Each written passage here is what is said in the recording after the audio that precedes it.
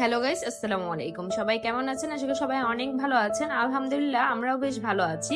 আজকে আমার ভার্সিটিতে ভাইবা পরীক্ষার প্রস্তুতিমূলক ক্লাস হবে। তো ক্লাসটা 9টায় ছিল। আমার ঘুম থেকে উঠতে একটু দেরি হয়ে গেছে, তাই আজকের ব্রেকফাস্ট আমরা বাইরেই করব। আর আজকে ব্রেকফাস্ট করার জন্য আমরা চলে গিয়েছিলাম বুটবাজারের রাধুনী রেস্টুরেন্টে। তো আমাদের জন্য অর্ডার করেছিলাম নেহেরি আর নান রুটি। আর আমার মেয়ে বলতেছিল ফিরনি খাবে, তো ওর জন্য ফিরনি নিয়েছিলাম। ওনাদের খাবারের টেস্ট মোটামুটি ভালোই ছিল, খারাপ না। আবার একদম যে ভালো সেরকমও কিছু ছিল না। খাওয়া দাওয়া শেষ করে কলেজের উদ্দেশ্যে রওনা হয়ে গেলাম। এমনিই দেরি হয়ে গেছে, তার উপরে রাস্তায়ও কিছুটা জ্যাম ছিল। মনে হচ্ছে যে আজকে ঠিক টাইমে কলেজে পৌঁছতে পারবো না, অনেকটাই দেরি হয়ে যাবে। যাই হোক, ফাইনালি আমি কলেজে পৌঁছে গেলাম।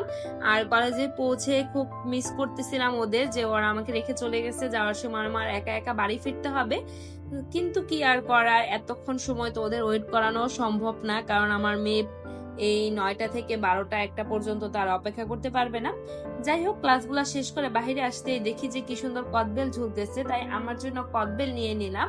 আর আমার মেয়ে বলে দিয়েছিল ওর জন্য যেন ফুচকা আর বেলপুরি নিয়ে যাই, তাই ওর জন্য ফুচকা আর বেলপুরি পার্সেল নিচ্ছিলাম। আর ভাবতেছিলাম যে কতক্ষণে বাসায় পৌঁছাবো। বাসায় গিয়ে এই গরমের মাঝে যদি ধনেপাতা কাঁচামরিচ দিয়ে কদবেল ভর্তা করা যায় তাহলে কিন্তু খারাপ হয় না।